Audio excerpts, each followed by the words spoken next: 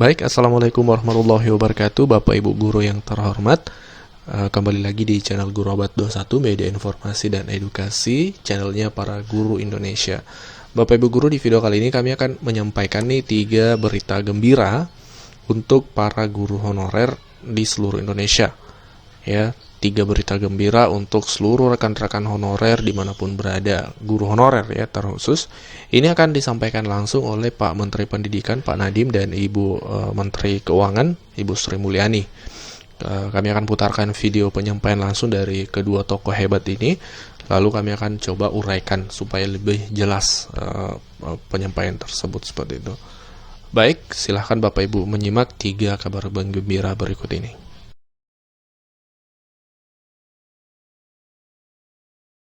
Bapak Ibu, kita memikirkan bagaimana caranya kita mendukung dan memberi nilai tambah kepada pengalaman di dalam dunia pendidikan tanpa mengurangi minimum kompetensi yang bisa terdemonstrasikan melalui tes seleksi ini.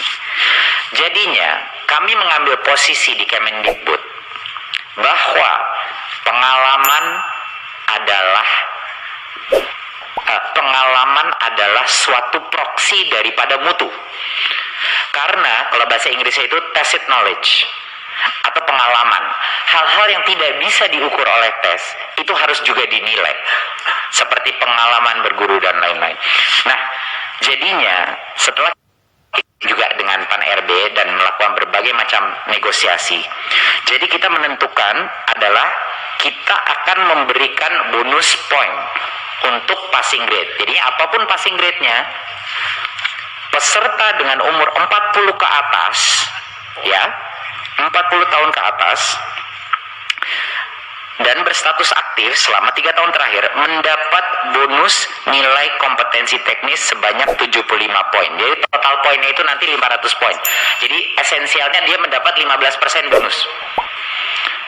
Ya, 15% bonus untuk itu.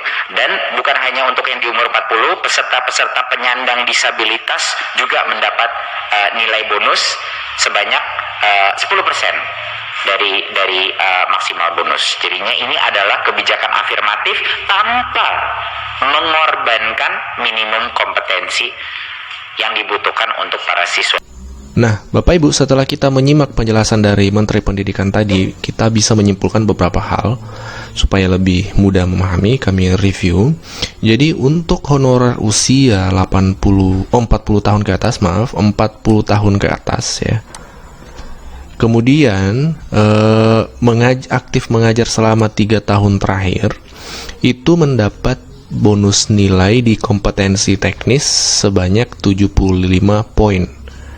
Nah, jadi bonus nilai di kompetensi teknis sebanyak 75 poin. Itu sama dengan 15% dari total poin 500. Nah, ini yang disampaikan oleh Pak Menteri tadi. Nah, jadi Bapak Ibu yang usia 40 tahun ke atas bisa mendapat tambahan poin, tapi jangan sampai karena ada tambahan poin akhirnya lengah dalam belajar, tidak mempersiapkan diri semaksimal mungkin. Tetap harus fokus prepare, mempersiapkan diri supaya nanti poinnya lebih bisa maksimal. Kemudian Bapak Ibu, selain untuk honorer 40 tahun ke atas, juga termasuk peserta disabilitas. Oke, lanjut Bapak Ibu, selain peserta umur 40 tahun ke atas, peserta disabilitas juga mendapat tambahan poin Bapak Ibu, yaitu bonus 10% dari maksimal poin. Jadi nanti dapat tambahan poin 10%.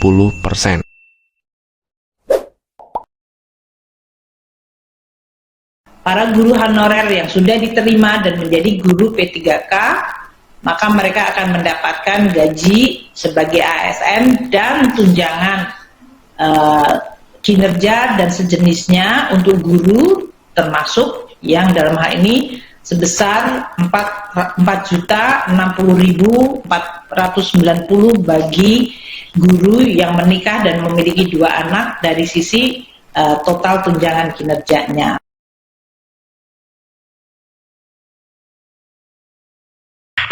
Bagi peserta yang sudah mendapatkan sertifikasi guru, dia mendapatkan nilai penuh bukan komponen tes kompetensi teknisnya, ya. Jadinya itu saja yang dia secara otomatis dapat 100% untuk komponen, tapi dia masih harus lulus passing grade untuk manajemen dan wawancara. Jadi Bapak Ibu, ini adalah upaya Kemendikbud untuk menjawab baik permintaan dari Komisi 10, baik juga dari aspek pedagogi dan aspek mutu pendidikan secara filosofis masih matching untuk melindungi kualitas pendidikan guru kita, Bapak Ibu. Jadi ini adalah yang bisa kita tawarkan, dan terima kasih teman-teman di Kemendikbud yang sudah dengan susah payah bernegosiasi dengan berbagai kementerian lainnya, terutama Pan-RB, untuk bisa mendukung kita untuk melakukan kebijakan afirmasi. Nah, Bapak Ibu, setelah kita menyimak tadi penjelasan dari Pak Menteri, kita jelaskan lebih detail lagi. Jadi peserta yang sertifikasi itu akan mendapat bonus 100% nilai di kompetensi teknis, Bapak Ibu. Jadi hanya di kompetensi teknis ya, perlu dipahami, bukan 100% nilai secara keseluruhan. Karena kalau nilai 100% secara keseluruhan berarti otomatis lulus dong, tidak. Jadi bonusnya di nilai kompetensi teknis. Kompetensi teknis ini adalah kompetensi yang materi atau tes yang terkait dengan mata pelajaran Bapak Ibu masing-masing.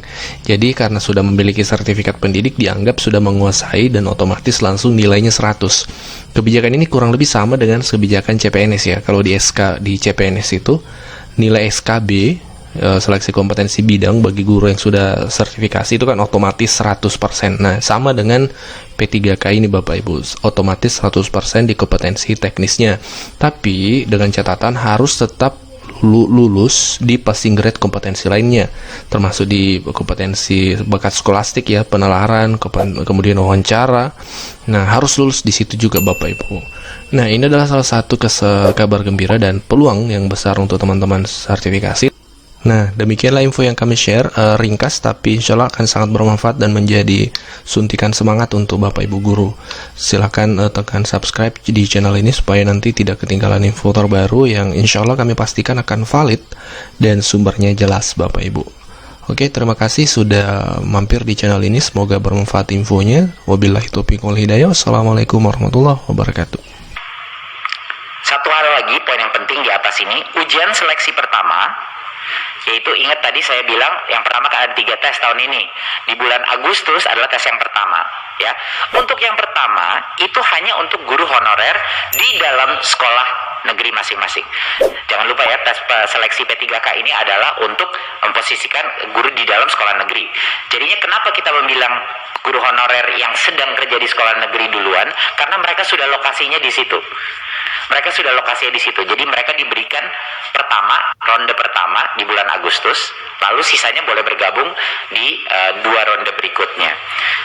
Ujian seleksi kedua dan 3 terbuka untuk honorer. Jadinya kita pastikan kita prioritaskan, karena kami juga mendapat banyak masukan. Loh, guru-guru yang sudah ada di sekolah itu harusnya yang mendapat prioritas dulu gitu, sebelum guru dari misalnya lulusan PPG dan yang baru. Ini banyak sekali yang sudah melakukan komplain baik ke Komisi 10 maupun ke kita. Jadi itu yang kita lakukan. Jadi sequencingnya aja. Yang pertama mengambil tes, baru kedua, ketiga dibuka.